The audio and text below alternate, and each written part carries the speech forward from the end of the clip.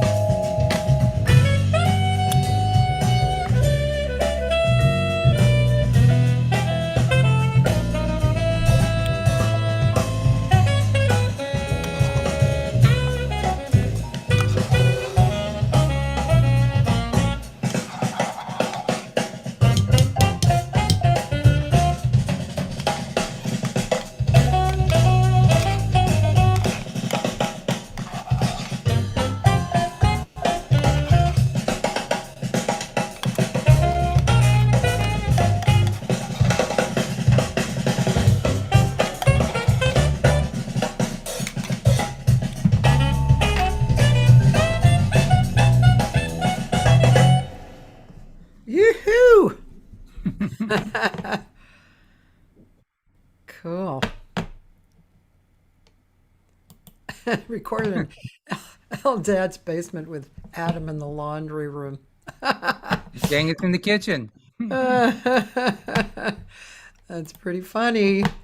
That's what we do. But at least we could all play at once, Yeah. as opposed to, you know what I mean? That's the space. We tried everything on the first day of recording to have everybody in one room, except, of course, we were going to have the drummer in the kitchen. We already knew that. Yeah. But there just wasn't, it was just too crowded in terms of sonically, And so we ended up with the saxophonist in the laundry room. Well, that's cool. Yeah, I've definitely been there. I mean, not to your house, but in those situations, right? Right. So I'm going to do an acoustic project after this one with a trio, vibes, acoustic bass and drums. And I'm thinking maybe we can get away with doing that live in one room. Yeah. As opposed to laundry rooms and stuff and kitchens. Yeah. They always put the singer in other rooms, They do that. They do that. That must be tough for you. Sometimes. Yeah. And let me introduce, you properly, ladies and gentlemen, Eldad Tarmu. And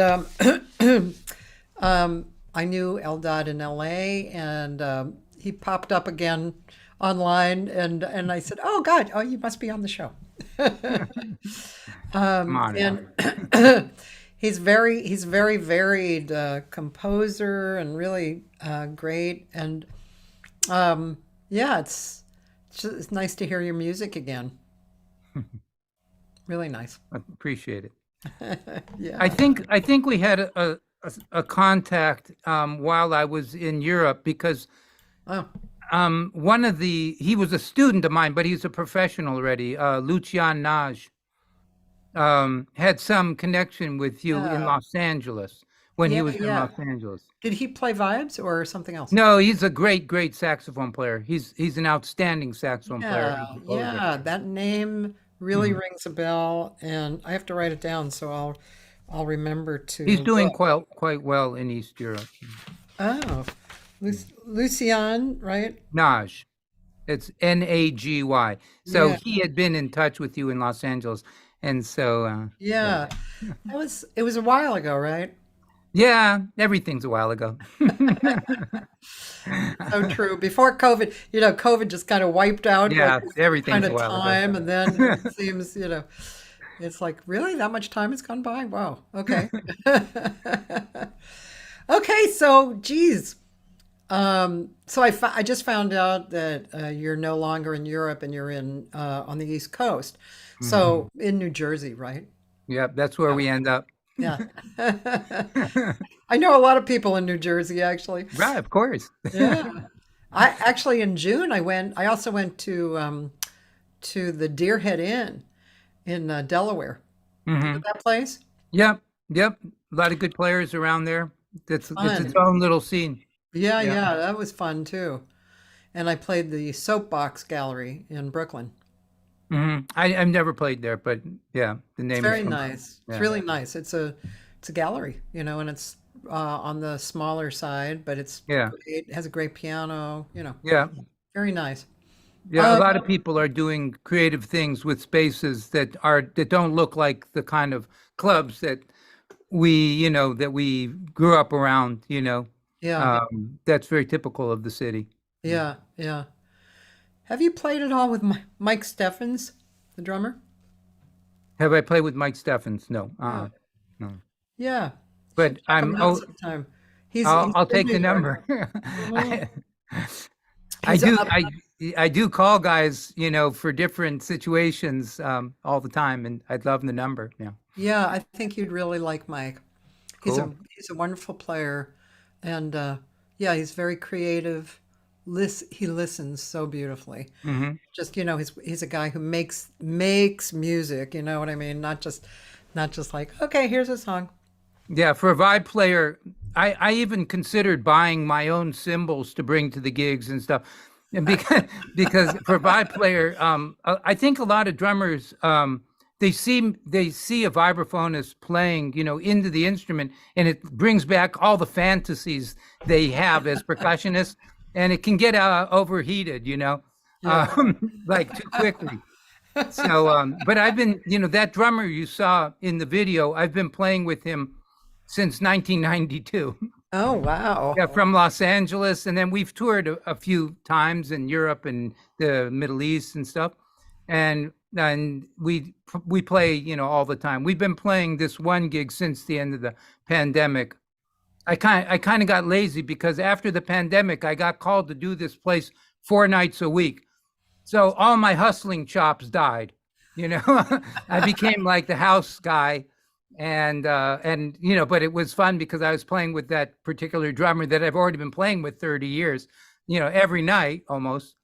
And yeah, so it gets comfortable. That's really good. I like that. Mm. Yeah, who doesn't like that? Yeah. I have a question for you already from Mark Baldrich. He wants to know, have you ever mic'd each of your bars and then run the sound through guitar pedals? Yeah. It's very So specific. I used to have K&K pickups on the instrument, and when I used to tour in Europe all the time. I was just always going back and forth, and it was a way to kind of have some control. If the sound man, was overly, forceful, in the situation, I could always have some control if I was miking myself with every bar. But I'm not very technically inclined, so they did break down, and I was bad at replacing and fixing them.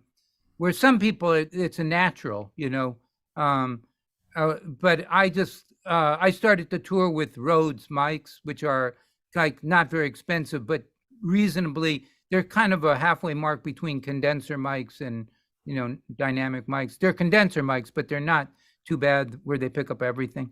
Yeah. And I'm not a guy that can really talk extensively about sonics and stuff. Even in my studio, I don't do the engineering. But the K&K period had a lot of tension because like things would distort and you had to troubleshoot and you had to deal with wires and glue. And like I said, for other people, it's a natural, Yeah. Yeah. Okay. There you go, Mark. Interesting. So yeah, vibes is, it's a it's kind of a big instrument, right, to be responsible for and to schlep around too. It's not the kind I mean, is it the kind, do you really, like, is your vibes physically, like, for instance, if you have a guitar, one particular guitar that you love, and somebody wants you to tour around on another guitar, you can do it, Oh, but it's not mhm. fun because it's, the frets are different or whatever. Okay. Is our So, vibes like that yeah, as well? that's a good question. About vibraphone, you should not become spoiled about that. That's bad habit. Oh, The only demand I think that's reasonable is that they're what you call graduated bars. So they have these vibraphones where all the bars are the same as the treble part of the instrument, where they're all little. And then you have vibraphones where they graduate as the instrument goes lower, they get larger. We call graduated bars. So, and so I have a lot of trouble I mean, I don't know if I have trouble, but I'm not really happy about playing. There's a real change when the bars are so very different size. which one do you prefer?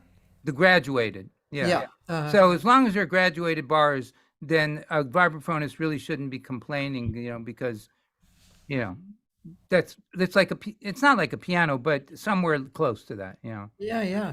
So when you were going on the road in Europe, for instance, were you taking your Yeah, vibe? so in Europe, I have an instrument that's called a traveler, where everything breaks down into pieces, and I can put it on a plane and stuff like that. And in the back, it breaks down. The only Yeah, problem is it takes a long time to set up, and it's more fragile.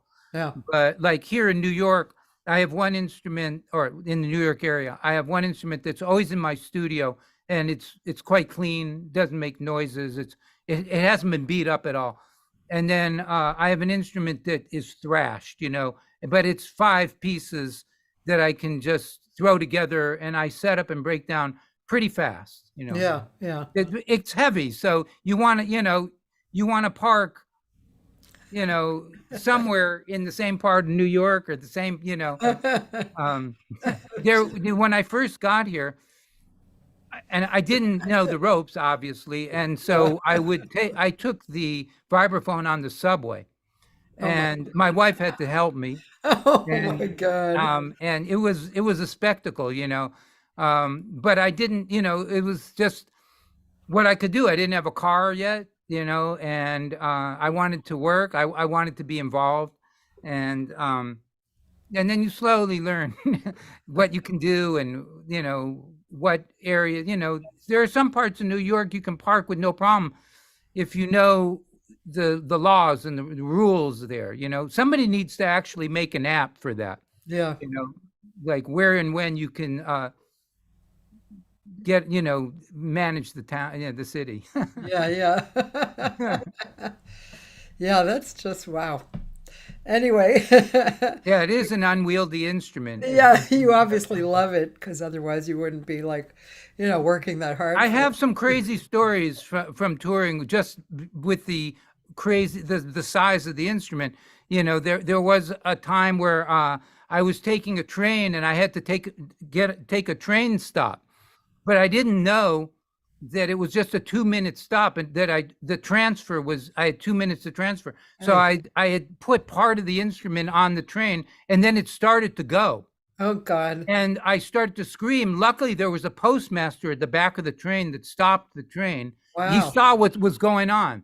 Otherwise, all was lost, Oh my God. And I have other stories. Like there are, like between certain countries, there are no man lands, where it's neither, for instance, Croatia and Serbia has this. It's not Serbia and it's not Croatia. So a taxi can't drive you across. You have to walk from one side to the other. And so I would have to walk with the vibraphone maybe, a mile. Wow. And yeah, it was very physical. Wow.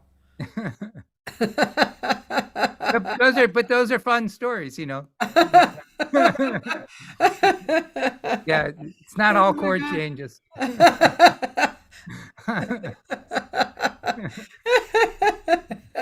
That's funny. I'm going to have to remember you said that. I'm going to tell somebody who will appreciate that. It's not all chord changes. No. Um, Especially when you're like trying to tour where you're playing with a different band. Like you don't have the band to help you yeah. with stuff because they're there in their hometown, waiting for sound check or a rehearsal or something. Yeah. And you just arrive with this instrument, Yeah. Yeah. Yeah. Man. Is that an instrument that you can borrow or rent when you travel? Yeah. Yeah, I've done that sometimes. Yeah. I've done that. Yeah, you can. The when you're in Western Europe, you should be, maybe now in Eastern Europe too. Yeah. That should be all right. That should be expected. But you want to, tours are, as are made up of all kinds of things. Like sometimes you have a nice thing where everything's taken care of and things Yeah. are nice, but you don't want to just do nothing for 4 days, or if you want to fill it in with something. So it's on your own initiative to fill it in, and Yeah. you can't expect that some restaurant in a mountain town in between here and there is going to have an instrument. Yeah. So It varies. yeah. Yeah, Mark, thanks for asking about that. I was going to ask too. He said, do you play marimba as well? Well, I don't like I don't right now. I don't have a marimba. So when I lived in LA, because there was such a mentality of like trying to work and be a working musician, studio, this kind of mentality.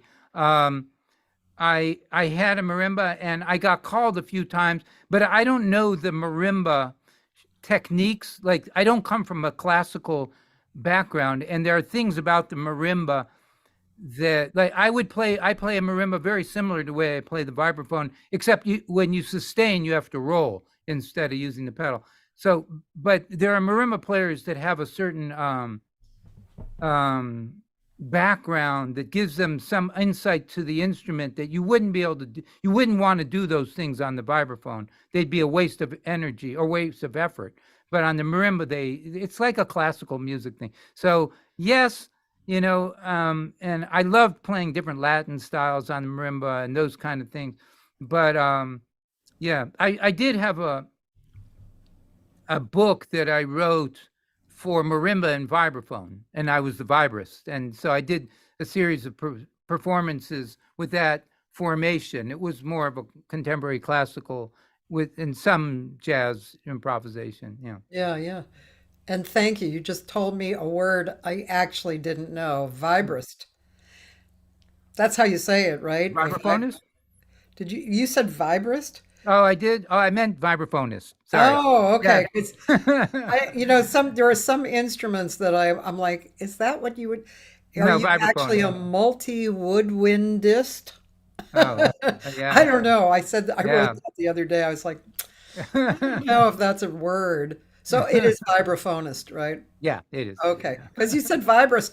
I was like, oh, Sorry. yeah. No, that's kind of a cool, maybe you should start that term. It's hard enough for people just not to think it's a xylophone.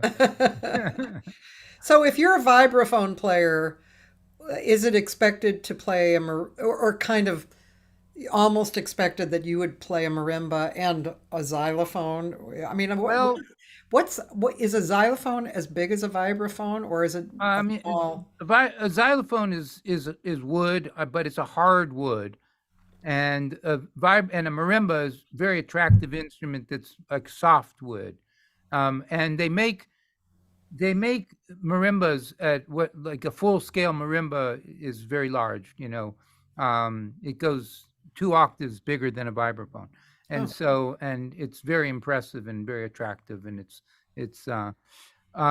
but they make them at different scales and stuff like that. But expected to, it really depends how you put yourself out there as a musician, because it's not me. I'm a vibraphonist and a composer and arranger, and I fancy the marimba and the xylophone, but I think maybe if I was in more of the mindset of that I grew up around, where to be a doubler and to work in the studios, but that's not really my mindset as much. I love when I get called to play for people, but it's usually jazz. I'm not the guy that really gets called to play movie dates and yeah. read and then travel from one instrument to another and pick up this and that. I have a lot of respect for those people, but I'm not in that club. Yeah, yeah. Mhm. Well, speaking of your arranging, I'd like to hear some of it. I was telling Eldad that when I went to his site, and he has an arrangement on there that comes up, and it's so beautiful. I just left it on for. I know it was like on a loop, but I just left it on for a while. It didn't occur to me to go to the real, the whole song, but it was so beautiful. So I appreciate that. I'd love to hear that if that's okay. So that's Guarding the Queen of Bohemia. Yeah. Is that on YouTube as well? Is that on YouTube? Yeah, it is. And I don't think that title will find, you'll find it. Guarding the queen? Of Bohemia.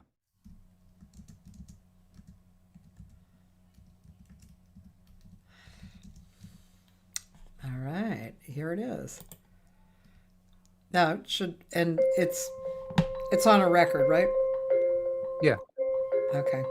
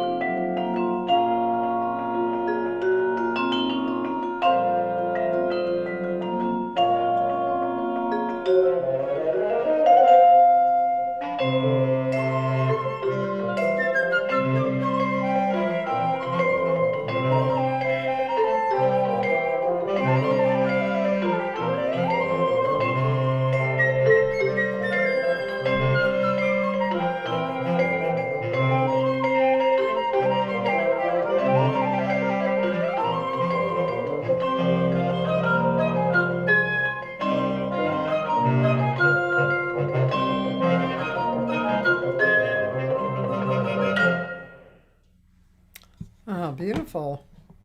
You.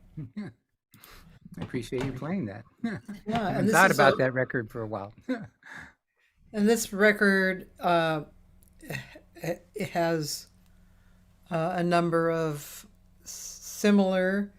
It's because it's all the Um, woodwind quintet, yeah, I right? tried to cover a lot of ground, and I tried to stay away from the cliches of contemporary classical music that are, not melodic. And so, I tried to create a melodically driven record, that covers a lot of ground. There's one piece that's sort of supposed to follow the life of Caravaggio, and it starts very baroque and breaks apart and gets pretty intense. Yeah, Um, and there are other pieces that do other things you can do with the woodwind quintet, yeah, um, and plus vibraphone. yeah. It's beautiful. I also really appreciated those moments of dynamic, like, hey, They're good players, I really liked it. That I was was very fortunate that all the players are very rhythmically inclined and very dynamically sensitive, and that was a fun project, which I'm not involved in now. But before the pandemic, I was going to San Francisco and doing like iterations of that project yes, uh-huh. in San Francisco. And then I was supposed to go just in the beginning of the pandemic, but that was canceled. Um, so I'm hoping that will, I'll have another outlet for the woodwind quintet. Um, yeah, was fun. Yeah, I see how musicians like they get into particular a writing mode, and No it's really doubt. nice. And I just saw Vince Mendoza the other night. He Hmm. had it was a project that he did with Luciana Souza. Are you familiar with her? Sure. And it was all Brazilian music, and it was all. I guess they had created a project. I think it was called Stories to Tell, and the musicians were, you know, stellar It was in musicians. LA. It was in LA, yeah. And yeah, it was, it was a good size band. It was at the Ford Theater. So Hmm. it was really very beautiful. It's just, Vince's writing is really so good. And there were a few things that I really appreciated, like there's a flow and a connection through the pieces. So it's Mm. not just like one good idea and then one good idea and one good idea, but it's Mhm. actually more of a horizontal, blending, it Like a really. real project, like a real singular project. Nice. Yeah, I yeah, like I like Vince Mendoza. Yeah, yeah, I like his playing. yeah, really nice. Um, let's see. We have a few comments. Mark, I didn't know you knew of Bill Molenhoff. Do you know Bill Molenhoff, Eldad, the vibes I player? can't. From Los Angeles. No, nope. I think he was originally from Minnesota. Um, let's see. I think he spent some time at Berkeley or out in He, LA. It's been a long time, but he wrote this song that I recorded, and my girlfriend Connie Olson wrote beautiful lyrics. It's just such a pretty song. I'll make a note to send it to you. I think oh, you'll that'd be great. Yeah, I'm appreciate just it. finding about vibe players that I never knew about. Somebody sent me a recording. A trumpet player that I play with sent me a recording of Chet Baker and a vibe player in Germany that I never heard of. But the thing about it, it was in the early '70s when you didn't think vibe players were involved in those kind of duet projects with horn players. You knew about Gary Burton, but I didn't know that. I mean, this guy had such a gorgeous touch. I'll Huh. send it to you when I Oh, very yeah. nice. Yeah, yeah. Yeah. Yeah, We're a Bill, I bigger think club than Bill, one thinks. definitely. I think Bill moved to South America, actually. I think Oh, that's where he is, and he's been there for a long time. Thank you, Dan. Dan's posting all music credits and discography for you and your website. I'm so I have my honored. helpers. It's great. Um, oh, okay, Mark. I see that. That's so cool. Well, Mark, on my record, Bohemian, look for the song California. And that's his song. It's a beautiful song. Roland would like to ask, was there a direct influence that led you to compose songs for the Queen of Bohemia other than the existence of the Queen, Maria Theresa? Yeah, no, I can't say that she was. So I I was touring, and there isn't a direct influence, but just the sort of intrigue about Eastern Europe, and I just have always been looking for a place that I could, you know, I mean, for me, Los Angeles was tough.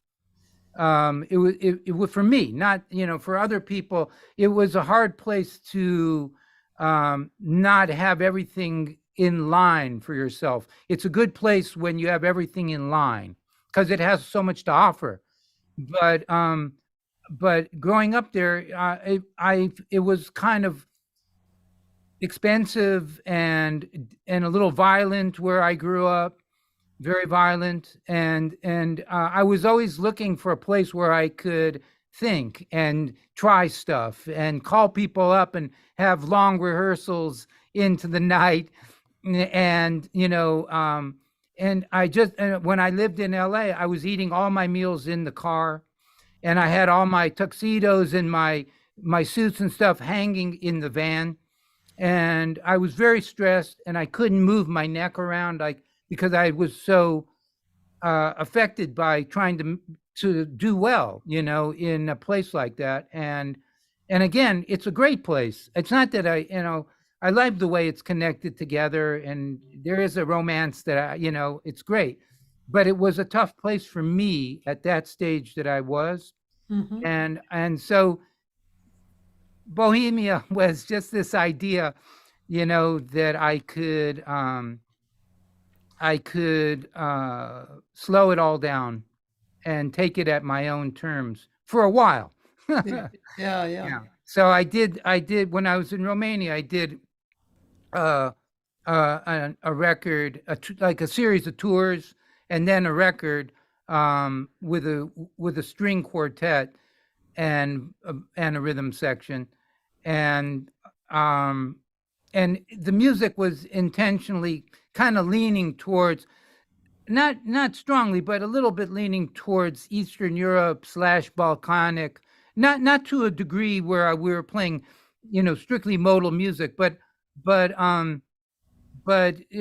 influenced. Each tune was a little bit influenced by um, that kind of vibe, Yeah, and yeah. so yeah, that's a So, long explanation to how I got to that. how what how did Romania come about, and what did you do there? Um, well, it came about, in search of the Queen of Bohemia, and in search of a chill, in search of something where I could, live a little differently than the way I was living. But I remember I was finishing my master's degree in Afro-Latin music, but I didn't know what I was going to do with it, because to teach in LA, it's possible, but it would be kind of tough. It'd be narrow, and I wouldn't really build up a big resume of things that I could offer very quickly. And so as I was touring around, as I moved further and further east in my touring, somebody in in a mid-sized town in Romania, offered. He said, he could see that I liked the seminars and I liked talking about music and hanging out after the gig. And he said, "Well, look, we're starting a music school at a university, and we want you to be in charge of it." So it was like, oh, okay. Then all of a sudden I could create courses, and I would be off and running in education in a way that I could never do in Los Angeles. Yeah, yeah. And so that was it. I lived in Romania for almost 4 years. Wow. But I was it was a very, if I could say, an inexpensive base and from which I could tour. You Yeah. know, and so although like here in the New York area, I'm constantly wanting to be out playing, and you know performing and playing tunes and the repertoire and all this kind of energy. But there, you didn't really have that possibility to the same degree. Maybe now you do, but I was every few months I would put together groups that would do a project. Some maybe one time it would be mine, but sometime it would be some vocalist would come or a pianist with Latin style pianist came one time, and things like that. And we would do a little tour according to the festival seasons in the area. And so we could get a few reasonably good gigs. And then the rest, I would find my little scroungy gigs and we could put together tours. And that's how I did it for a while, along with the teaching at that school. Yeah. Yeah. Yeah. It's But so then, interesting. I figured, all right, well, can I play or not? It's time to try and go to New York. I mean, not, no, I could have gone to LA too, but I just had this idea that that I want to see what's going on. Yeah. I don't want you to think I'm cynical about the scene in LA. I'm not. I learned there's crazy, the skill level is crazy, and nobody should feel they're underprivileged because they're in LA. But I just felt like I want to try to see how my temperament goes with New York. Yeah. Sure. It's just the energy. I talked to somebody yesterday, a singer who was from Minneapolis and or Minnesota, and small town. And she, over the years, developed more and more. She went to New York, um, and really liked it and did well there. And she also spent a lot of time in Denmark over the years. Like she would go there every year for a few months, and and over the pandemic, she just decided that she didn't want to be have the New York energy. She just didn't want to. It didn't feel it didn't feel good Uh, anymore. That I mean, not that she didn't like New York. She just the energy. She moved back home, and she's kind of waiting for the next influences and chapters. So I mhm. think I respect people that are not on anybody else's clock. me too. Yeah. Me too. Yeah, it's interesting, especially, as we grow older, looking back at our lives and our decisions and what might have happened, what didn't happen, what did happen. I mean, I certainly would have liked to definitely would have liked to live in Europe. And I was going to go back to New York. I'm from Boston. Then I came out Oh, yeah. here. Then I was going to go back to New York, and I met my first husband, and so I stayed here. But if I'd gone to New York during that time, I probably would have been doing what I do now, except on that side.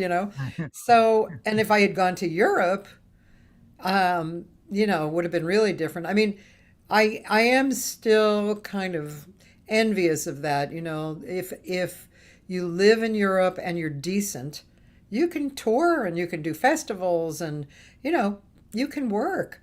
And that's why Yeah. we're doing this, right? We want to work. Yeah. In Europe, the idea, or Israel, the idea that you wouldn't have a festival, you wouldn't have an exciting music event is is a catastrophic idea. That means things are really, I mean, I don't want to, I'm not joking about what I'm saying because I know what's going on in the world right now. Yeah, But but it's thought of as in a complete, that nourishment is a basic necessity yeah, in those places. That inspiration is the basic food of life. yeah, And here it's still maybe a luxury, or some, I don't know if luxury is the right word. It's extra. I don't know what it is. struggle. It's like you have to work hard to get it happening. Yeah, It's like to perhaps, create it, right? perhaps. Yeah. Yeah, yeah, yeah. Well, I was looking quickly at your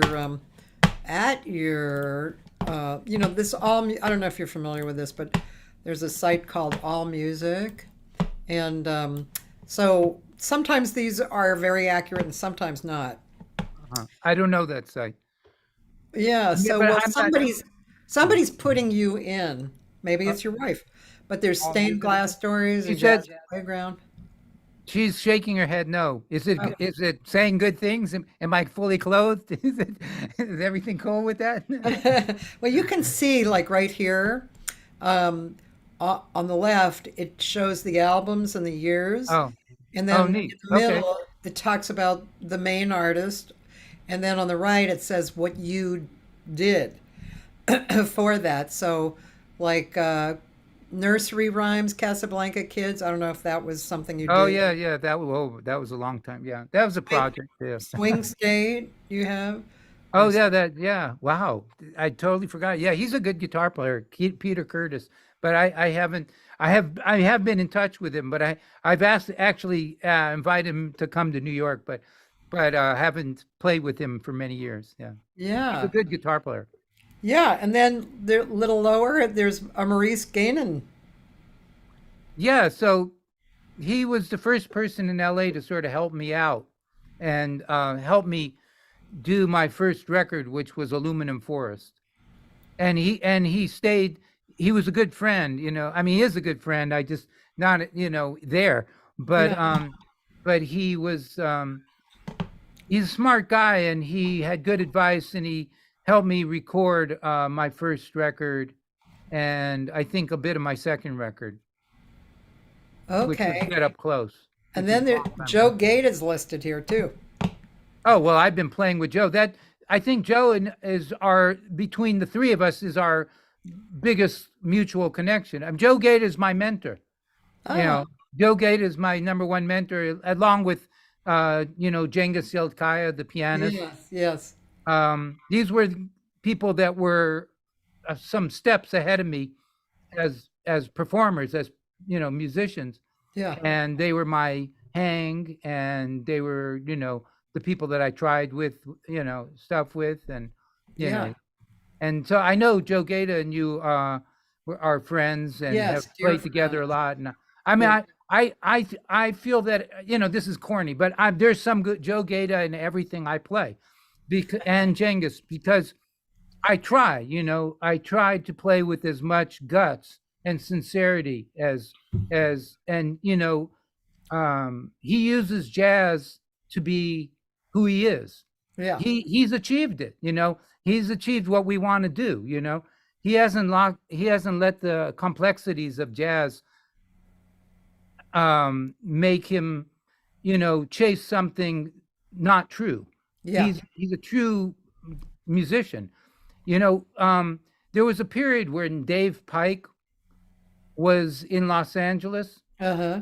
I mean, he's from LA, but he had come back from New York, and he was doing round two in his, when he was not a young man. And he's the epitome of that. And Yeah, I saw Joe and him play together, and those, that's in me more than any other thing, yeah, yeah. and I write a lot of crazy music, and I play, exotic music that probably Joe doesn't play, but I always am coming back to his intent. That's so nice. That's really nice. Yeah, it's beautiful. You also have some stuff with Daniel Glass. Yeah, yeah. He's touring with a bass player that I play with all the time, Mike O'Brien. But I'm not that in touch. I'm not that in touch with Daniel. But I would like to be. You can have Yeah, me well, on. I mean, these things that were listed a while He ago. lives. He lives like in the city. In New Uh-huh. York. So yeah, I guess I just have to call him for a gig, and then he'll then we'll be back playing together. I guess that's how it works. I guess. You never know. Let's see. Well, we were talking about you possibly playing a little something. Do you want? Sure. All right. Um, let's see what would be fun. And I'll play. I guess this is in the back of you right now. That's your mother's work as well, because I saw the other Yeah, picture. Yeah, Yeah, my mom was a painter, so really I grew up in a pretty great. crazy scene of the late '60s, and yeah, You did. um, and behind my vibraphone, that is not my mom's work. That is a painter from Romania. Oh, I thought you said this was your Yeah, mom's no, work. behind this is my mom's, but Yeah. behind me, the vibraphone is not my mom's. Okay, okay. So I'll just play a Okay. tune. Can your all right. Can your wife move the camera just a little more to the right? I want You to see get the the whole instrument? vibes in. Can you get it so that we see the instrument? Like so that we see it. There you go. Yeah, that's better. Thank you. So when I first came to New York, I didn't really have people to play with. I didn't know the scene too well. I had a few friends that played, but not. And so the first gigs I started doing were solo, and so I tried to develop ways of playing solo that would be convincing. So I'll just play an example of that because I'm solo.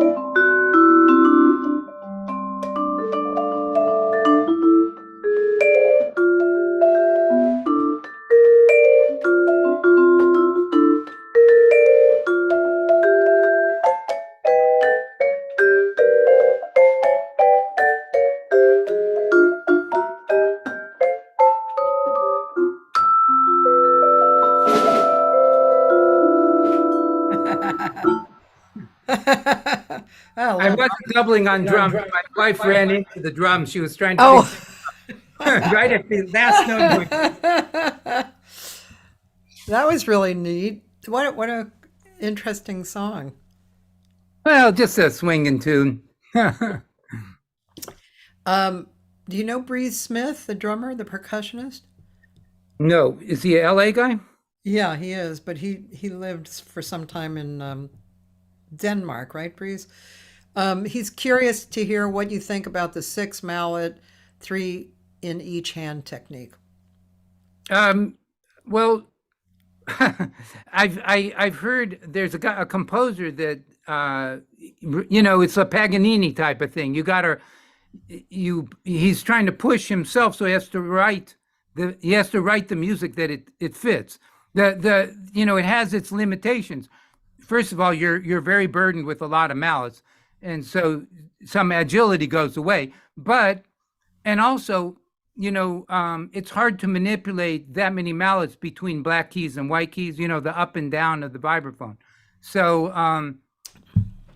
But if the music is written in a way that you don't have to do that. In other words, if your left hand is just on white keys or just on black keys, then voila, you've got a lot of sound.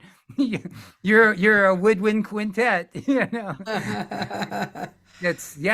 can be gorgeous, but not everything works. But that was probably true about Paganini's work. Not he was writing things that couldn't be played in all the keys on the violin. He was writing things that were very specific that showed off the end. So that's it's a novelty thing, but you can make it work.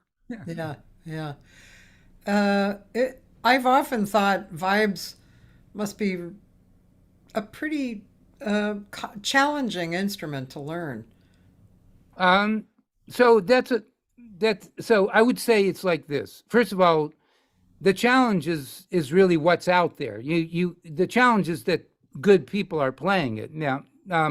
But the initial stages, the early stages of the vibraphone, you can get a good sound or a pretty good sound in the very beginning, which you couldn't do on a violin or a flute or a trumpet, or really even the guitar. And so in that way, the vibraphone is easy.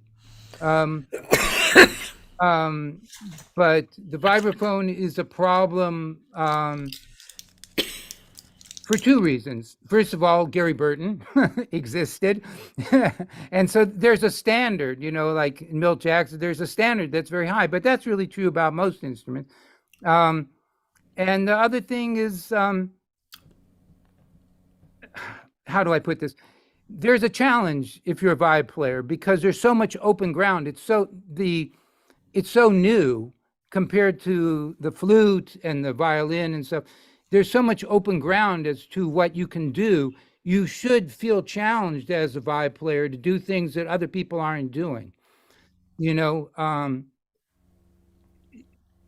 With the guitar, it takes so long just to get to do the things that people expect you to do as an accompanist. It takes, to be a jazz guitar player that also plays, all the Americana and all the touch you need to play acoustic guitar. It's awesome challenge, And the thing with the vibraphone, the awesome challenge is really that there's so much open ground. There's so many ways, and there's so many things that are yet to be tried that are just waiting. I think that's the real challenge. But as far as getting a good sound, I think in a way you could say it's easier. Yeah. Are there spaces that are better for the vibraphone? Spaces? What do you mean space? Like parts of the instrument? No, room spaces.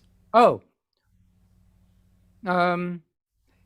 Because of the resonance. Well, I mean, I would say, I would say that if you have a drummer and you're playing in a very live room, then the vibes will get some advantage, but the drummer could, has to deal with that. So it's a matter of balancing things that are going on. But I think just like every room, it's like every room is its own thing. I think that's like every bass player is its own thing. I love when my bandmates have to get a sub because I get to I mean, I love the people I play with, but first, you get to hear people and try and do things the way you might not have done it before. And so every room is a challenge like that. I think it's, but if you deaden the room too much, the vibe player is going to get beat up, if you have a hard hitting drummer. Yeah. I'm just wondering because it seems like such a resonant instrument, Well, this room is and you're pretty close to me, but but for the most part, you have to. I'm playing pretty light, but most time I have to play into my instrument pretty intensely to even on recordings to get the full big sound with a funky group or with a hard, if it's really swinging and stuff like that. Yeah. So you learned from Dave Pike, and did you study vibraphone in Tel Aviv as well? No, I there was a guy in Los Angeles I didn't take lessons for a very long time, but I did learn harmony from him. And I'm sure you know the name because he taught everybody that's kind of my age and older. The guy named Charlie Shoemake. Sure. Yeah. And so Yeah. he was very organized. And he had very strong opinions, which was which can be detrimental, but it was very helpful for me at the time because everything was a blur about this. It was mysterious, Yeah. you know, what people were doing. And so he didn't want it to be mysterious, you know, he wanted it to be cut and dry. And so he was very cut and dry about his, you know, about harmony and about time and things like that. Yeah. Yeah. Um, let's see. Breeze also wants to know, do you have any comments on the mallet cat electric instrument? Um, it's not me, you know. I don't have one. Um, I think that it's, you know, it can sound great. It can sound good. I don't really have any. Yeah, I mean, especially if you're playing in fusion or funk, you know, which, you know, so I mean, I have my opinions, you know, like if you're playing Joe Henderson style music or Wayne Shorter's music, there's a kind of dirt that everybody is negotiating, and you don't want things to get too dirty, but you don't want them to be too clean either. And it's the way you play into the vibraphone when you're playing those kind of aggressive straight ahead tunes that I just can't picture it with an electric instrument. I just can't picture it. Yeah. But maybe someone will come along and I'll be wrong, you know. Um, you know, and that's kind of where I come from in terms of my taste, you know. Um, and so for that reason, you know. Yeah. Yeah. Okay. Cool. Um, okay, I have another piece. Apparently, this is called The Nice Polish Gentleman. Oh, the Polish gentleman. The Polish Gentleman. One and two, and one, two, three, four.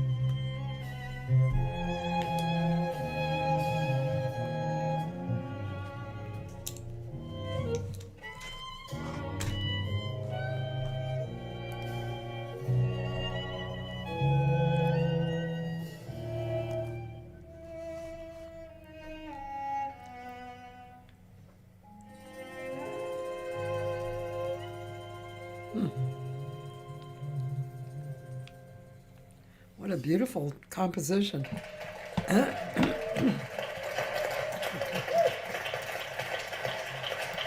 That's a beautiful composition. Oh, thanks.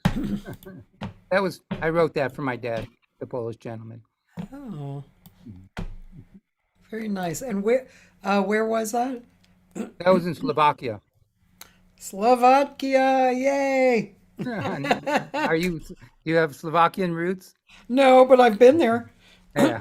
So That was in Bratislava in the on the television, on the national television, I think. That was a long time ago. I don't remember exactly, but that's what I remember. a Yeah. long time ago, ladies and gentlemen. Um, let's see. I wanted to know. I was going to ask you something. Oh well. Oh Dan. Oh Dan. He's looking for you. He has something of you and Henry Franklin too. Oh, I didn't. I don't know if I did any. He's a friend of mine, and I don't know if we did any. We did a record together, but we didn't release it. Um, Okay, I'm gonna huh? go look at this. What is What? Wait, this? just a second. What? Say it louder. Oh, there's oh, okay. We played together in some concerts. Yeah, Yes, you that did. were recorded, I guess. Yeah. But Yes, like the CBU Jazz Festival. oh, CBU Jazz Festival, yeah. Yeah. Yeah. I mean, Oh, with I've toured with Luciano. them a few times. Yeah. We also played in Morocco together. Yeah. Cool. Well, I mean, just because we're talking about it, I'm just going to play a little bit of it. I mean, I normally I would just wait a I little have bit. no idea what it sounds like. I'm sure I haven't heard this. We'll play just a little. Okay. But Luciana's here too. Yeah. There's my pal Henry Franklin. Yeah.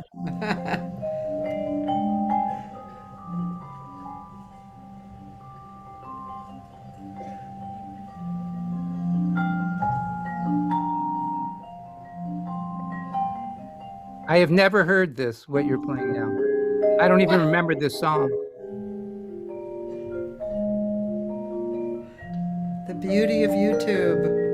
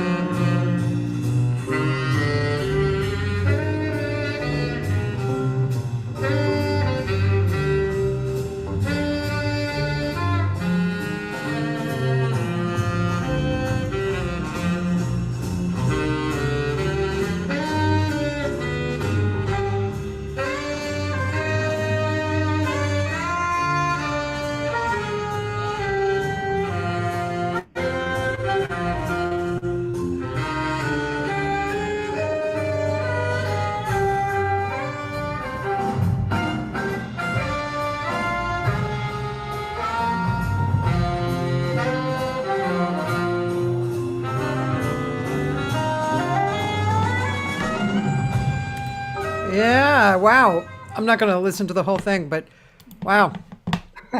So that I was nice. I Great want to know group. what that tune is called. That's, but thanks for playing it. It says number 3A. Okay. I think I had a better title at the time, but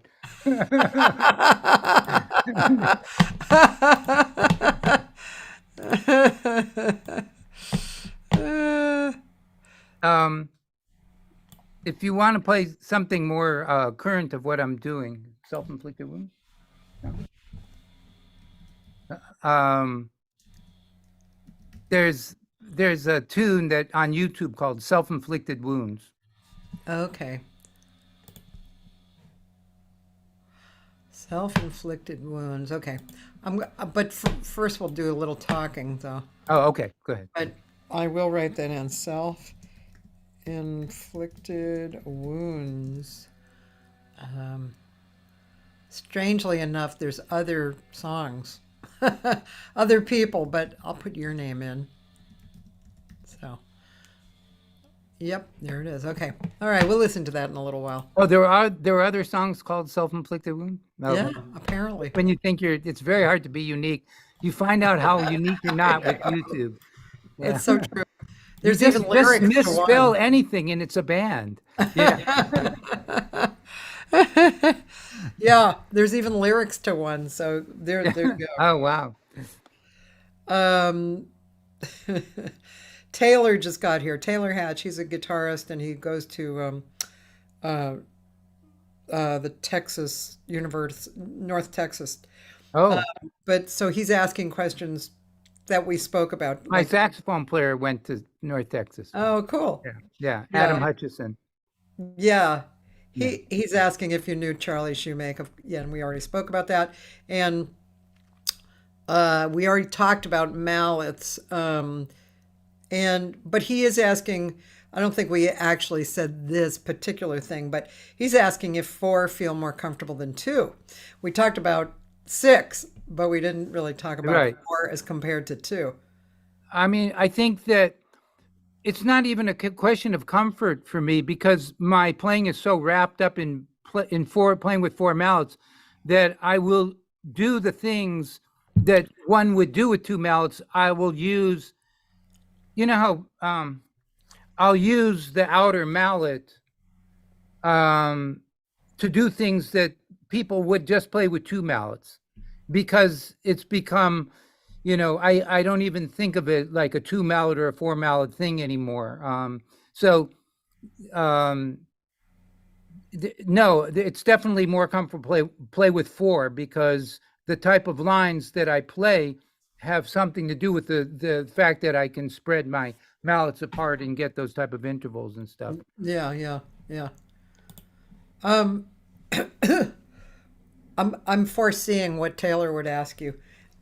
He would ask you stuff like, what was something that a teacher or a mentor said to you that struck you heavily and changed your viewpoint and that you carried with you for years?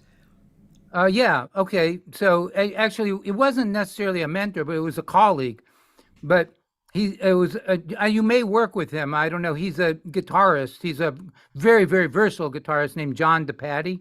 No, I don't And know. yeah, so anyway, he's an LA guy. And he said, and he was a kind of an easygoing guy.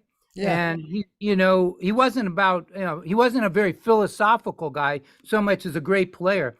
But then he once looked at me and he goes, Eldad, we have to write music all the time. We have to constantly be writing music because if you don't write music, then you won't know yourself at that period in your life. You won't have any documentation of you as a musician in that period, and it was so like, wow, because it was coming from somebody that didn't really speak in those terms, you Yeah. know, and he's, it's true, no, it's hard to recall good solos you played at some gig or some college or some festival, but the documentation of some tune really says what you were trying to work out at that time musically and maybe other ways, and I kind of live by that, That's yeah, pretty cool, actually. Yeah. yeah. Yeah. I like that. Yeah, it was very forceful. Mm. Yeah, yeah, yeah. He wants to know if you've done Alexander technique. Alexander technique? You mean, is that a music technique? No, it's a body technique that where you learn your body, how it works best, and it's both relaxing and action focused. I've heard of it, but no, I no. I do try and exercise, but and I try and stretch.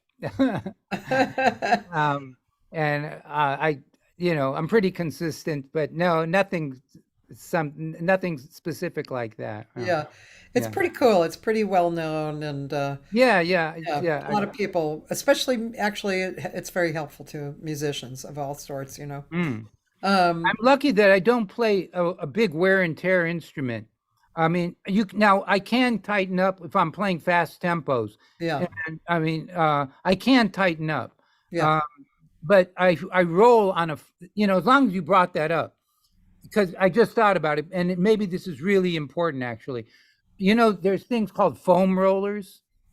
yeah, They're tubes like this yeah, big, yeah, and I roll all around like but I do that for my forearms every single day, usually twice a day, even though I don't have pain, yeah, because like as a preventative thing, because what can happen to me, as a vibe player, like that's it. That's really, if my forearms are getting, that kind of self massage, yeah, then that's an advantage.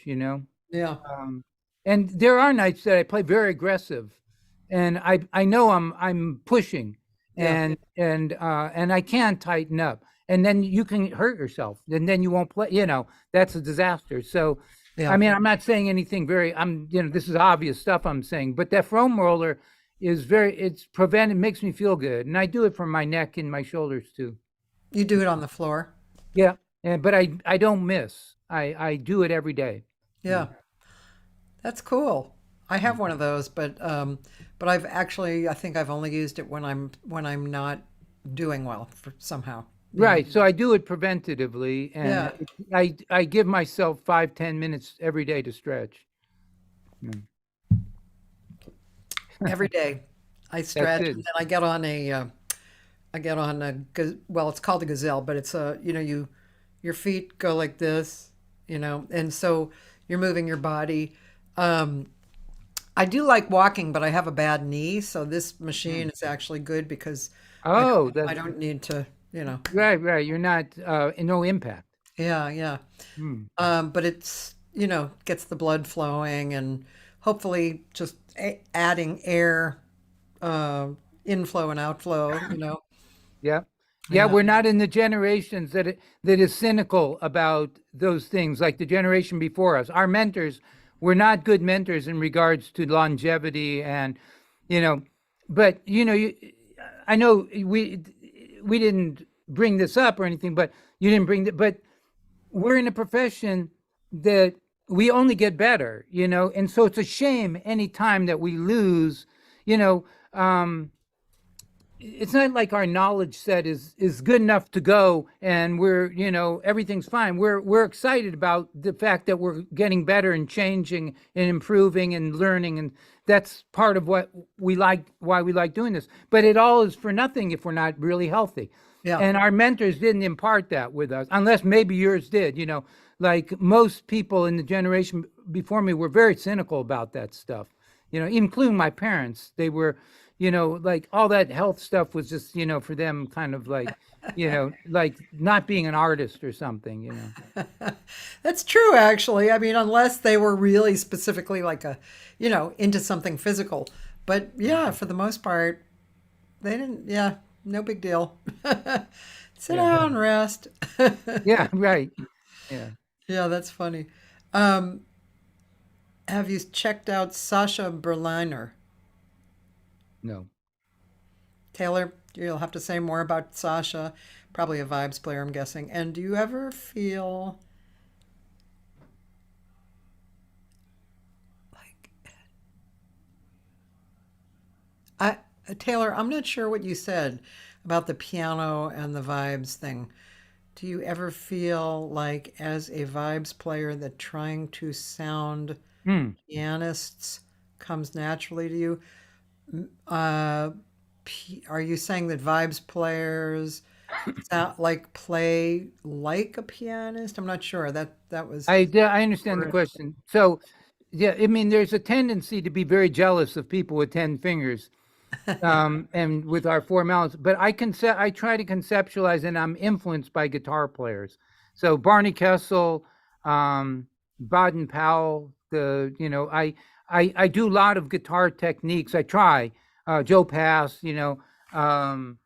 And I literally try and copy some of their ways of voicing. And a guitar player can upstring ups. I don't know how to say it. Yeah, go up. Up and down on the instrument, Yeah, yeah, strum, up strum and down strum. So you get a consistent sound. So I've made that an important part of my playing, this percussive type of playing on the guitar, almost like playing on a hi-hat or percussion, yeah, in Brazilian music and then even in swing. And, and, and so I would say that I love pianists and I listen to pianists, but I'm influenced by guitar players. yeah. Me too. Yeah, I know that about you. I love guitar.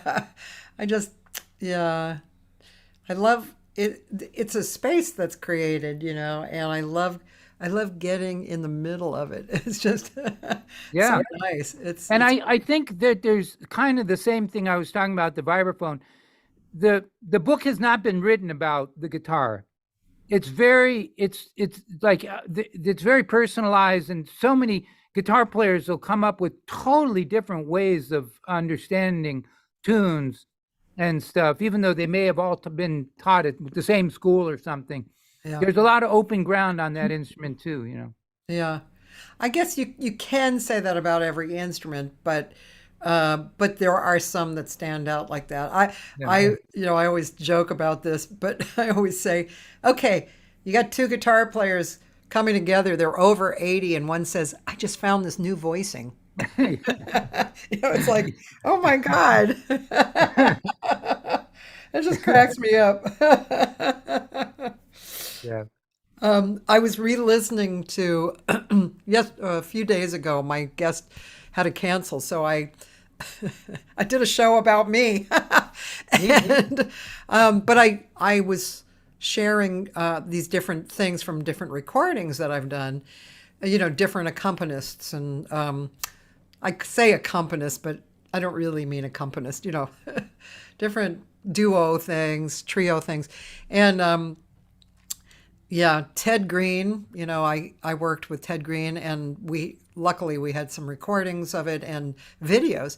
And the guy just was a friggin' genius.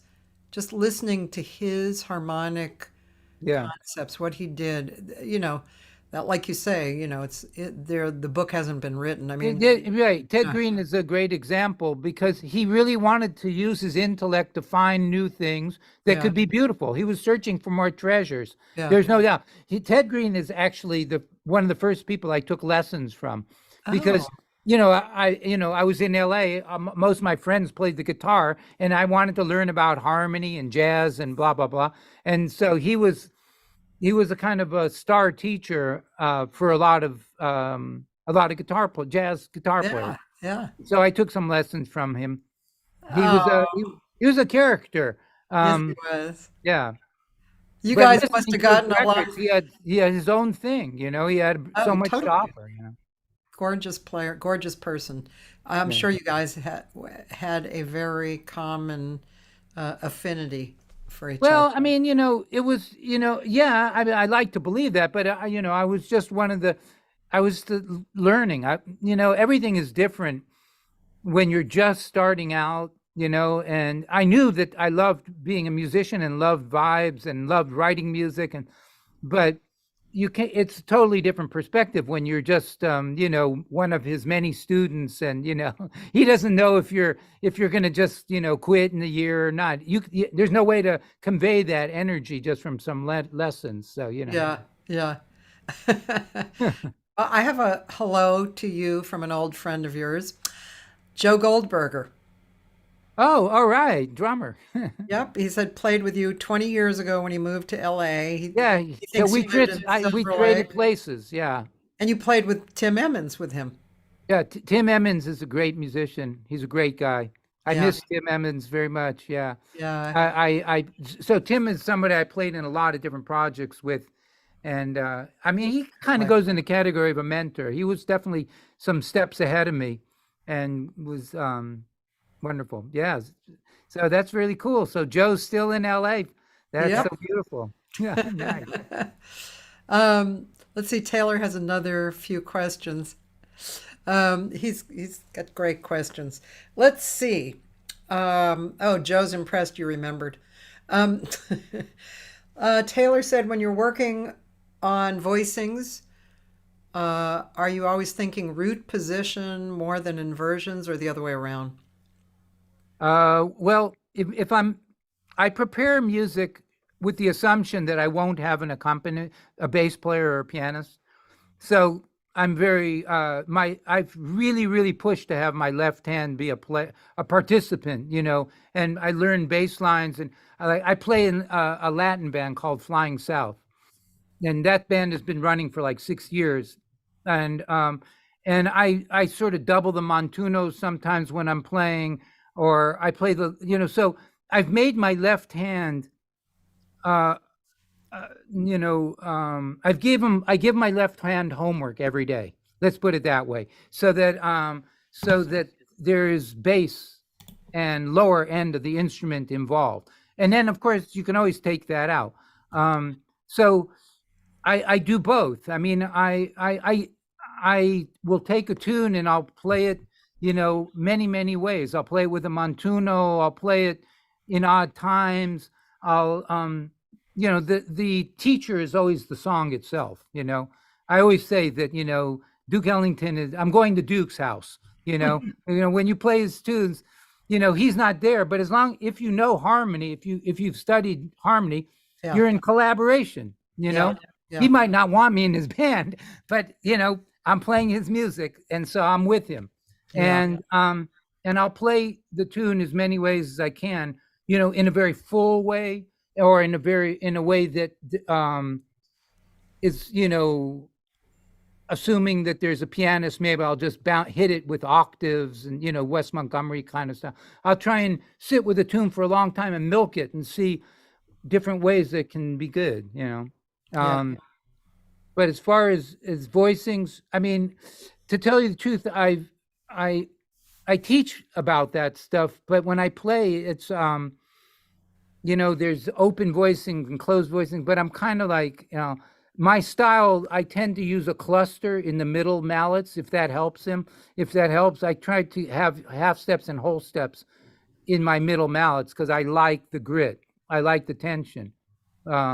So even if I'm playing open voicings, I try to have my middle mallets rubbing in whole steps and half steps. Not always. And then you can always like tension and release. You play these half steps and then get off of them. So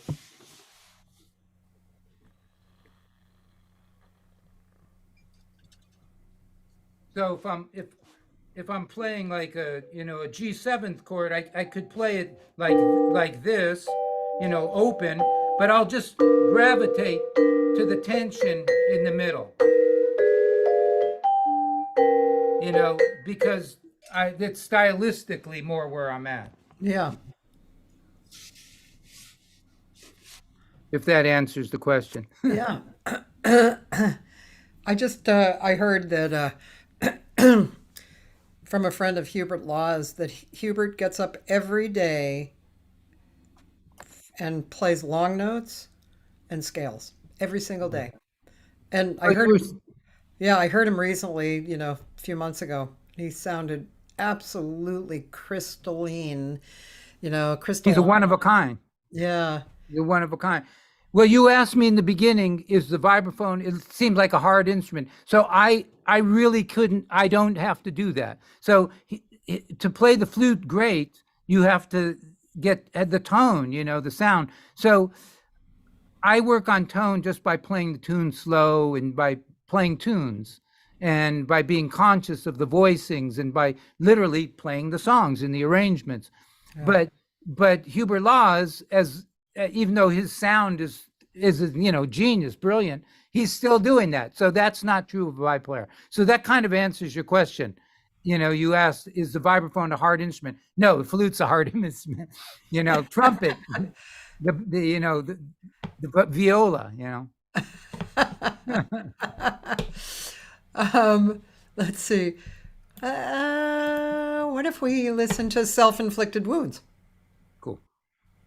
See, a guy named Joe Monamassa wrote a song called Self-Inflicted Wounds. Just so you know. Probably be before me. Maybe.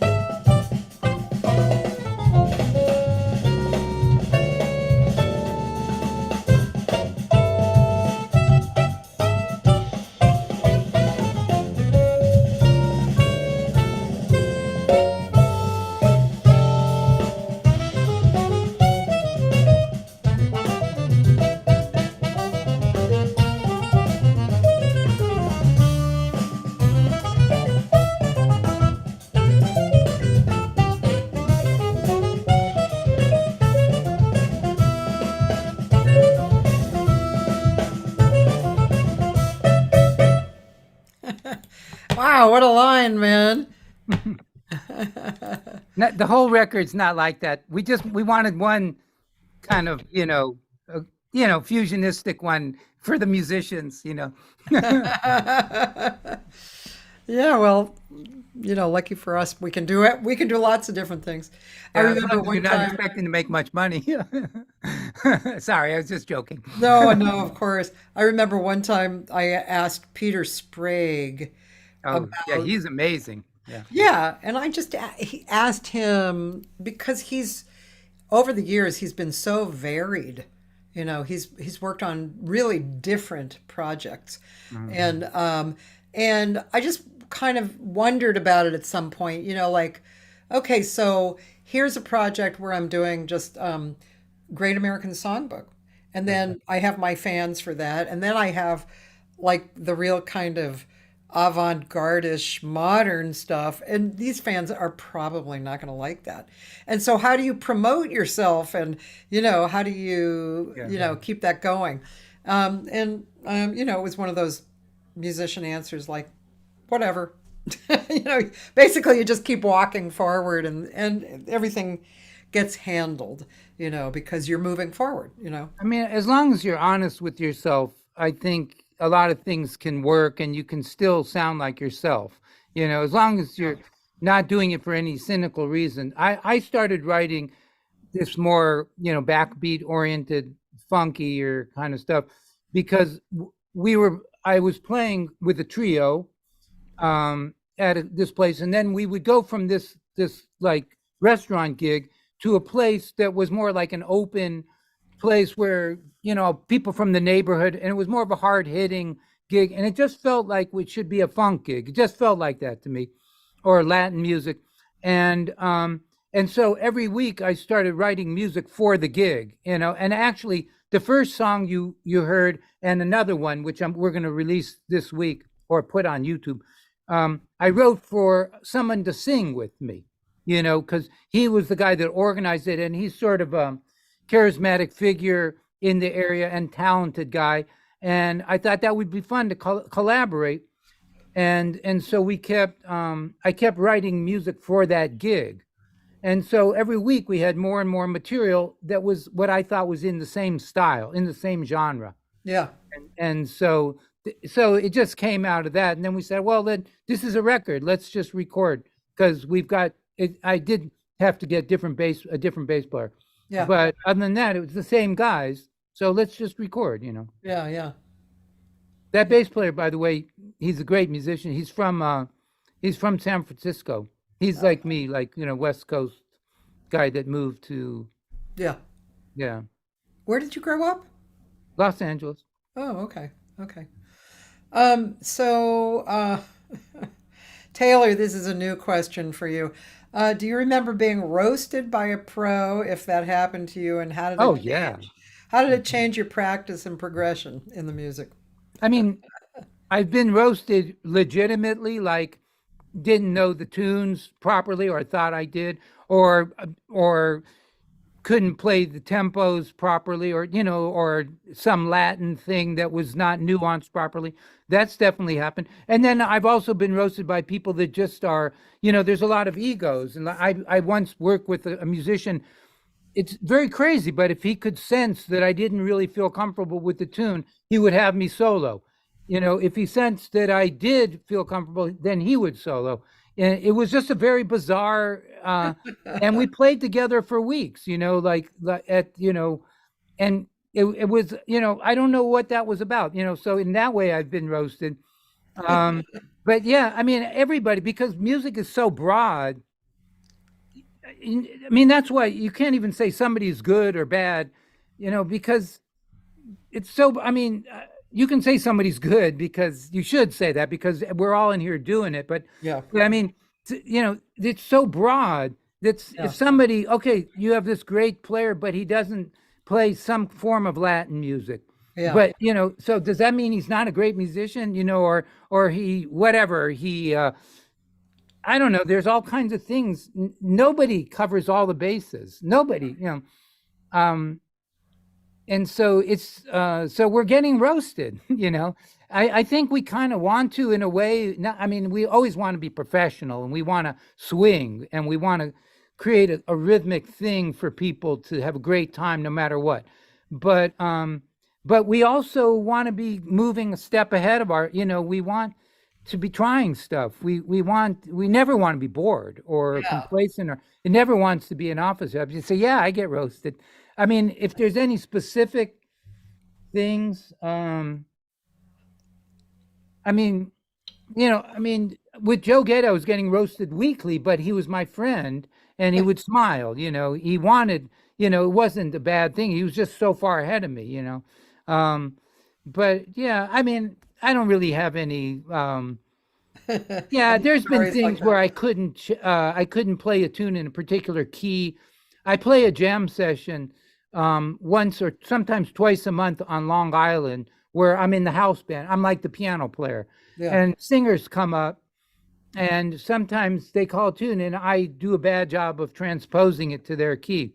Yeah. That's roasted. I don't want that to happen, but it definitely has happened. Um, Yeah, I remember in one of my workshops, for my students, Mark Massey was playing piano, and he said to the singer, because of course singers who are coming up, they always think it's them, and what so do you Mark, mean? that like the mistake, Oh. and Mark said, no, sometimes it's us. No, it's the drummer. Yeah. Right. So, and the point is, of course, the point is where we are, trying to enjoy each other and make music Yeah. together. And I mean, the only thing that super pisses me off in music, and actually it's almost one of the only things that royally pisses me off in life, although there are a number of other things, but is when a musician or singer, whatever, does not take the music seriously and give it the respect Of it course. Of deserves, course. that will make me want to kill the person, but Right. Right, other because than that's that, not a dynamic quality. The uh, level of our skills is dynamic. We're uh, going to be different if we're sincere. yeah. We're going to be different every time. I wouldn't call me last month. I always say that. We change all the time, especially if it's dear to us. Which Uh, with me, it's not casual. It's very dear to me. So, so but what's not dynamic is attitude. Like if you're not really listening to to being a good critic of yourself, if you're not really trying to make the music as great as you possibly can, yeah. and you're not really focused, then that's not dynamic. That's a problem. Yeah. I don't know if that's not something you can change. For me, it's like a miracle every time I'm playing music. This is wow. How did I come up with this idea? This is great. I'm always like that. Yeah. So when people don't, their energy is kind of cynical, or that's a problem. Yeah. It's too bad. But it's not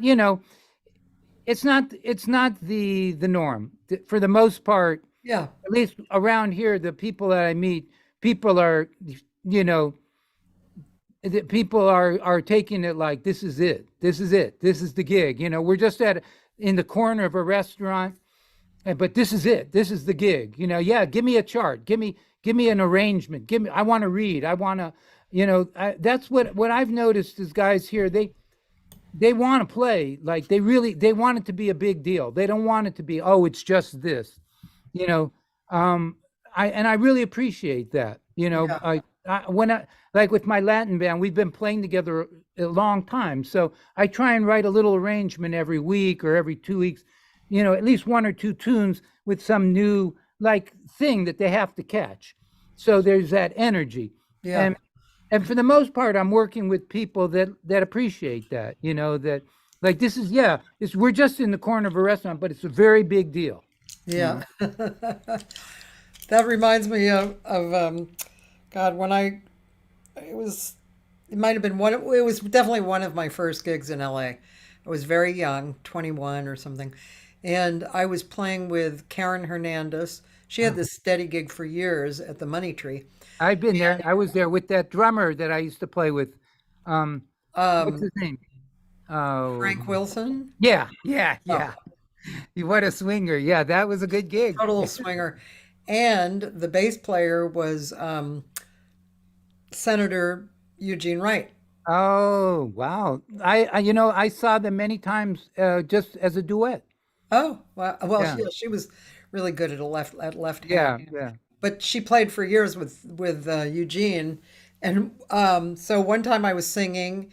Every time I would turn around, his eyes were closed, and so after, on the break, he says, "I know you think I'm not looking at you," and he said, I'm looking at everything. He kind of took all the singers under his wing, Mm, and he said you have to sing here like you were singing, at Carnegie Hall.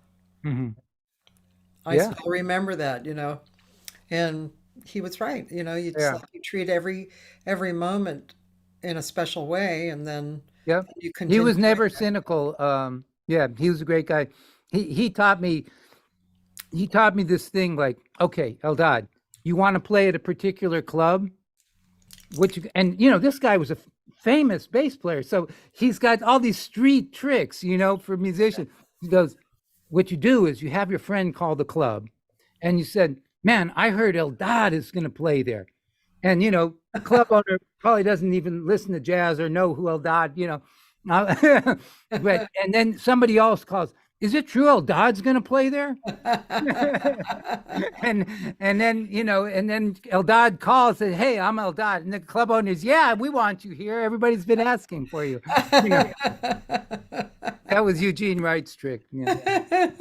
But with the funny part is, he'd already toured with Dave Brubeck. I mean, he'd been playing with Cal Jader and all these great records. That's like, street level, in a beautiful way. Hey, Joe Goldberger wants to know who are some of the drummers you admire, past and present, and what are the qualities they have that are attractive to you? And on the flip side, what can drummers do that turn you off? Well, I think for me, and it is a big deal, it can get loud.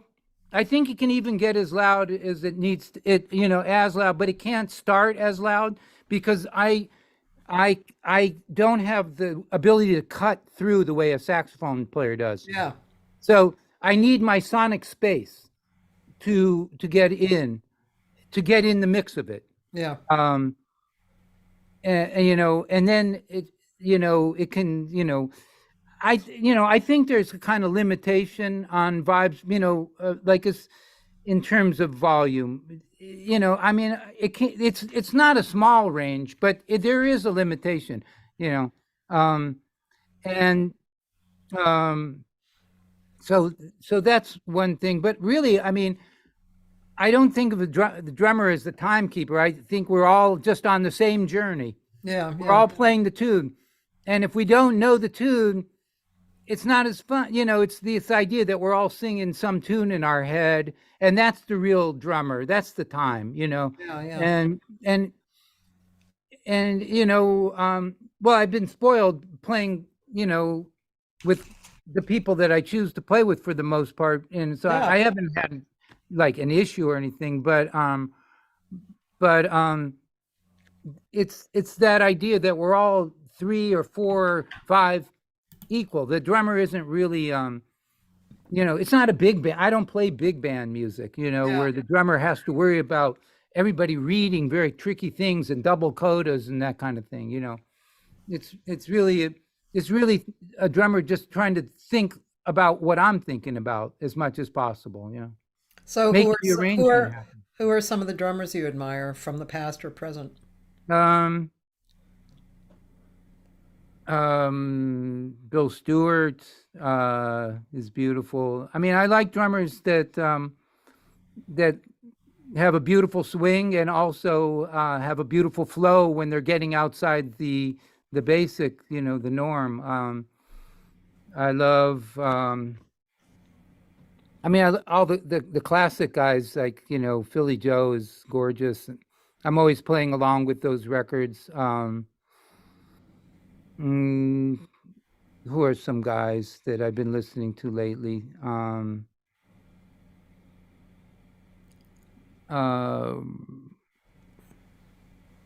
I, I would, I mean, it's kind of trite to talk about Tony and Elvin, all those people that, but, those are the records, you know, also, Victor Lewis, he's actually around here. I've never had the honor, but he plays with people that I know and stuff like that.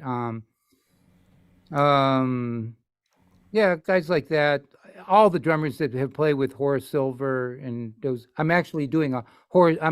We started the process of doing a Horace Silver tribute record called Silver on Aluminum. Oh, So I've gone through, a lot of the tunes and listened to, Joe Chambers, Time, Feel, yeah, guys like I love. yeah. Cool. And then, modern players like Joey Barron, I love. Oh, Joey Barron is Mm, gorgeous. Joe mm. wants to know Brian Blade, maybe? Oh yeah. I mean, there's so many amazing drummers. Yeah, Brian Blade is gorgeous. It's beautiful. And that's a perfect example of a gorgeous swing feel and everything is just connected to the flow. It's just one of the player performers, that there's no tension. It's always a feeling that he's spiraling from the tune, Yeah. spiraling from the melody. Mm. Yeah. Yeah. Drummers. I'm not overly uh overjoyed about drummers who play kind of, no matter how good their time is or their touch, just kind of straight down the narrow passageway. I Mm. I prefer people who are creating, and Right, shapes, right. colors, you know, Yeah, and as the tune flows, the drummer needs to be flowing with that, I think. yeah, It doesn't mean it necessarily has to be very complicated. Sometimes that applies, you yeah, know. But I really don't think of a drummer any different than I think of any of the other instruments. We're all just playing a song, a yeah, tune, and we're negotiating the arrangement. I think of like jazz musicians are arrangers uh-huh, essentially. Where it if too much is arranged in advance, you lose a little of that edge. Especially if you're just playing a tune like you know I don't know, how about you or something like that, one of these pretty standards. So it's the idea that it could be you could do it differently every time you play, that's what's really cool, and you're just arranging it in the moment. So without a drummer that's flexible, if the drummer's feeling like they have to play something very stern and very, then then how are we going to arrange it? Where's it going to flow from? How then all some of the roads that we might want to take have been shut out, have been yeah, shut off. yeah, yeah. Um, I worked with a Brazilian percussionist a few months ago Mm. with a great guitar player and a great bass player, and even though uh, the tempos always, no matter how I wanted to change it, like maybe, okay, now I'm going to play a groovy song at this tempo, everything kind of went back down to this real sensitive kind of more of a Brazilian approach. He was Brazilian. Mhm. And so the fact that I couldn't really change the groove and the time was a little Mm. frustrating. However, he was so musical that when it did come back down, it was pretty magical. Yeah. So sometimes, you have to kind of give up your fight or, you know, Yeah, I know what you're talking about. You like it's I think it's normal when you count off a tune to have something in mind, yeah, and but some tunes are not, there and some performers are going to take it out of what you had in mind. Yeah. And it's kind of good to sometimes to say, all right, I'm a little uncomfortable, but it's just this, it's got a form, it's got a series of harmonies, and we can go down this road too. But I know what you're talking about. One thing about drummers is, like, I mean, I know it's very passé to say now, but when I was starting, a lot of drummers wouldn't really get the nuance between the different Latin styles. Yeah. But that's not really the case. I don't think that's very common anymore. But that's a very big deal. Yeah. Because that means a lot, to me. Those type of things, that the different styles are there's a great clarity to Yeah. them. Yeah.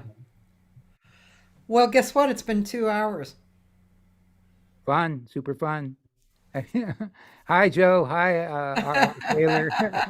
Pretty cool. I'm going to call Joe Gator this afternoon.